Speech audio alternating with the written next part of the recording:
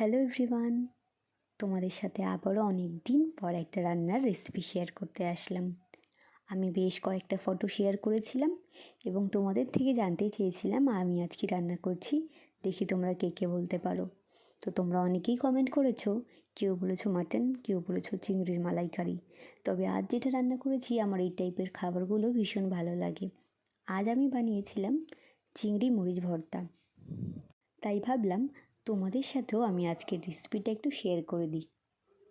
প্রথমেই আমি চিংড়ি মাছ, কয়েক কোয়া রসুন এবং কয়েকটা শুকনো লঙ্কা 1 থেকে 2 মিনিট মতন সিদ্ধ করে নিয়েছিলাম।